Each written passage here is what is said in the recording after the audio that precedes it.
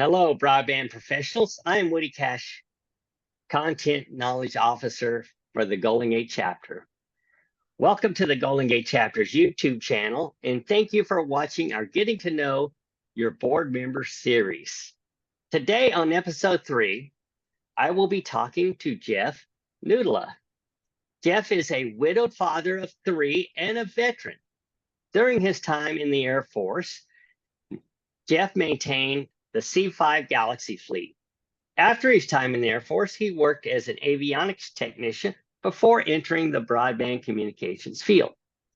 Since then, he has worked as a QS tech, T1 tech, AT&T Wireless as a national NOC technician, and for Verizon as a fiber splicer before joining rep company Repcom, where he has covered Northern California, Northern Nevada, and Hawaii for coming up on 18 years. Jeff is also the Golden Gate Chapter's webmaster. Hello, Jeff. How are you today? Hi, Woody. Thank you for having me.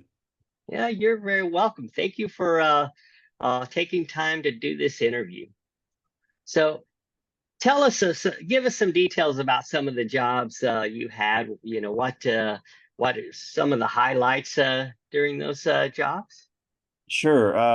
Kind of backing up a little bit into my avionics career, I worked for Boeing for a little while, and I was an avionics guy. I loaded all the aircraft instrumentation in the cockpit and all the computers in the avionics bay on 737s and 757s out on the flight line. So not long before the very first time the plane would take off from the facility. So it was a rewarding job. It was complicated at times. We had to troubleshoot and repair things that sometimes didn't work right out of the gate. So yeah, it was good. It was challenging.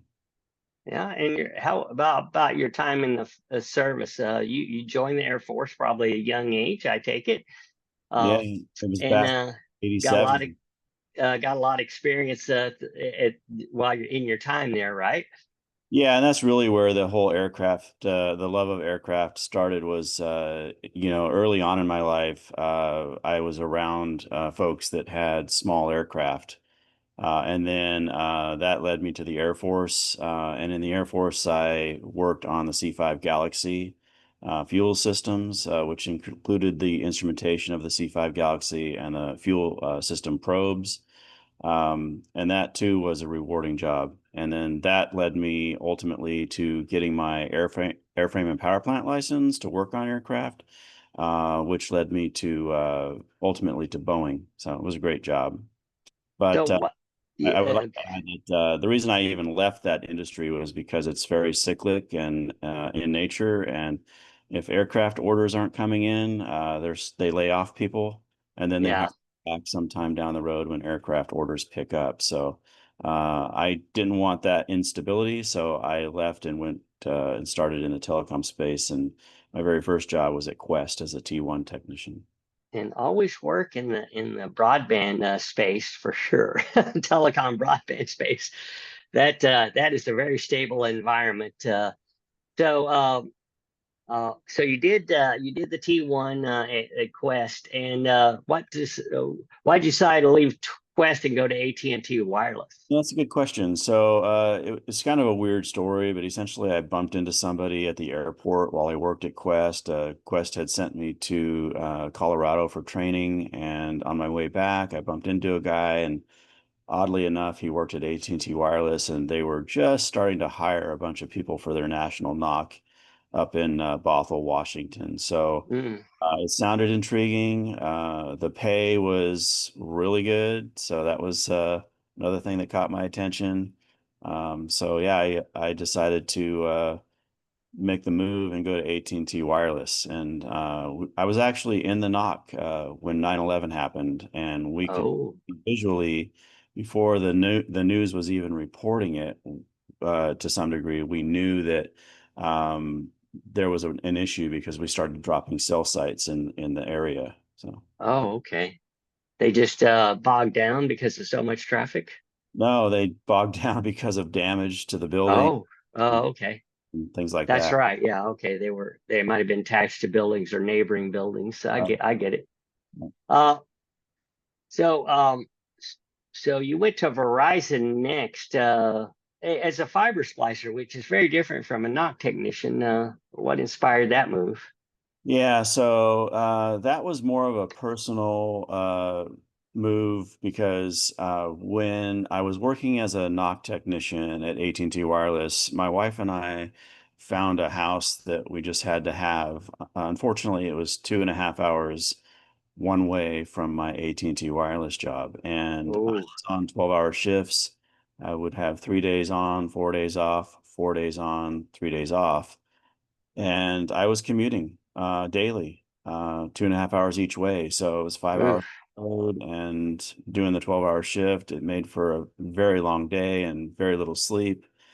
And I saw countless wrecks in the middle of the night on I-5. And I thought, this job, I'm either going to die on the road, my wife's going to divorce me because I'm not home, or my kids aren't going to know who I am. So I thought this isn't safe. I better make a move, right? So that was a whole year I did that and realized it just wasn't worth the risk. So started looking for a job, and I found the Verizon fiber splicing job. They were just starting to do their FTTP build in the Portland market, and they were hiring like crazy. So I took an interview, and that job was only 45 minutes one way from my house.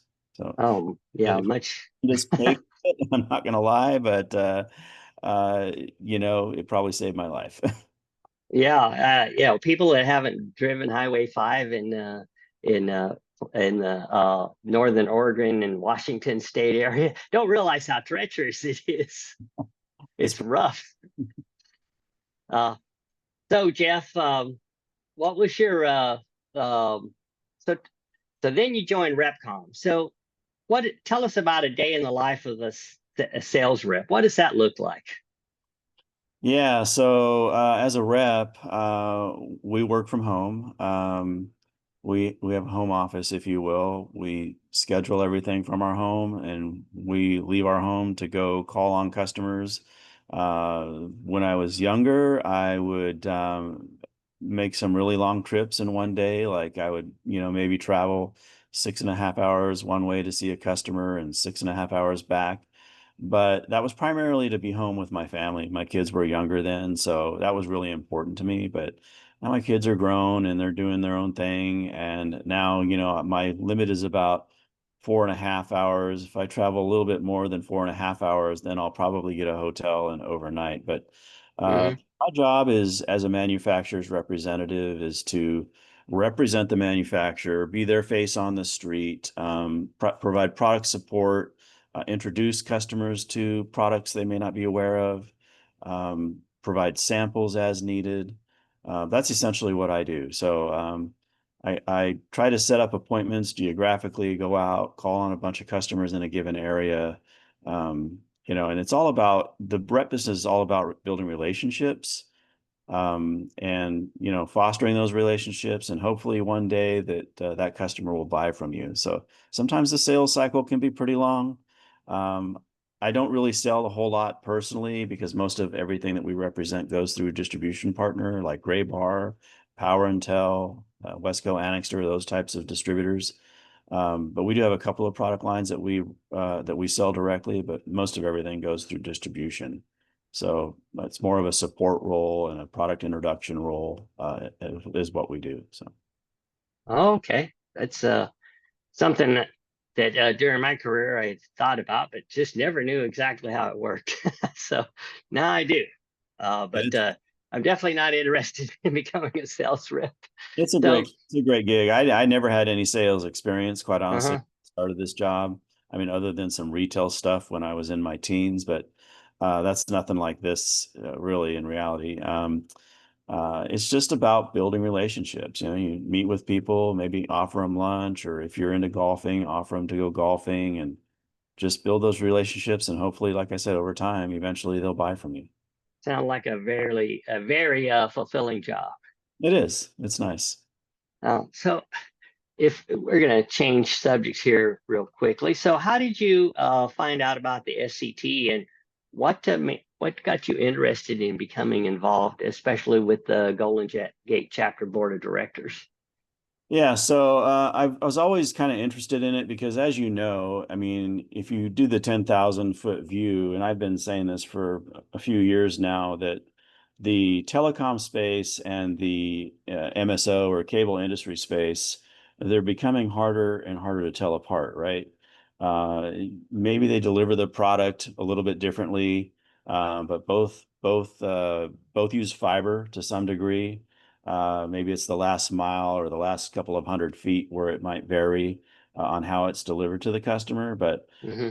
a lot of things that are similar in both the telecom side of the house and the MSO side of the house, right? So I've always been interested in trying to meet some people in that space. So one time I reached out to Kim Lindberg and told her I was interested in maybe attending a meeting at the Golden Gate SCTE, and the rest is history. Yeah, well, we really appreciate you being our webmaster. What got you interested in doing a webmaster role? If you have some web building experience?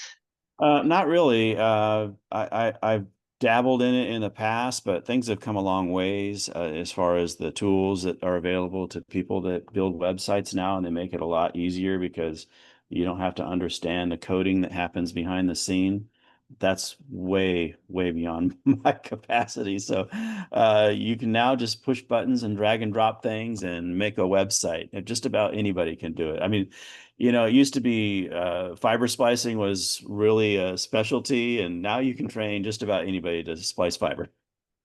So, That is true. Yeah, I remember doing that in the middle of the night and being all shaky and trying to get strands in the splicer. But yeah, it was a new technology, and yeah, and but it was teachable. So yeah, a lot of people do it now, right? yeah, no doubt. Um, So much easier because everything is mostly automated, right? There's a few steps, obviously, that you have to do manually, but push a button and the machine does the rest.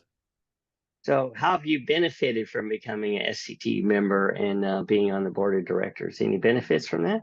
I just relationships, I think, I've met some great people, and I've been able to call on some customers in this space. I mean, admittedly, it's kind of a weak spot for me, but I'm still learning and still growing, and still meeting people. So that's a good thing. That's one thing I think a lot of people that uh, are not members miss out on is the networking piece of it, which is so important for a sales rep, Right. but important for us as engineers, technicians. I know if I didn't have the answer, I could always find somebody who did. Oh, So yeah. I always leverage SCTE for those, hard to figure out things, and just so much learning. Just, you could just saturate your mind with all kinds of technical courses and classes. And it was just very helpful in my career. Right. So, so Jeff, when you're not working, what do you like to do? Well, that's a good question. We do have a family cabin on my wife's side that we do like to go to, several times a year and just hang out. It's on a river, so it's really nice to just kind of hang out and be with family. And cellular service doesn't exist up there, so that kind of forces most people to unplug. Now, I will admit that we do have fiber at the cabin, but I'm the only one that's allowed to use it. And the only reason I use it typically is when I go up there on work related business. That's when I use it mostly, so I can answer emails or reach out to customers. Uh, We do have a landline, but it's very basic, and it has a calling card that's memorized in the phone so that you can make calls that way. Um, okay. you need to call out and let someone know that you made it, or if there's an issue, and people can call in when they're coming in to ask if anybody needs anything. So that's one of the things we like to do. I do like to travel. I went to Japan last year. That was a lot of fun. And we toured quite a bit of Japan for a couple weeks. I just enjoyed it. And then outside of that, I haven't done it in a while, but I do like to make brew beer at home. Okay. Made wine before in the past, but I haven't done that in many years either. I have all the equipment to do it, just been too busy with my job. Yeah, well, that may change someday. You may Yeah, you may find that rises up to the top of the list eventually. yeah. I hope to retire and to be able to do the things that I enjoy. So. Oh, well, thank you, Jeff, for telling us a little bit about yourself, and thank you for taking time to do this interview. And also, I'd like to thank you for just being a member of the Golden Gate Board of Directors. We value your ability to make our web updates, and you do them so quickly. It's just amazing. So, uh, thank you for all those that are have joined today or watched this video.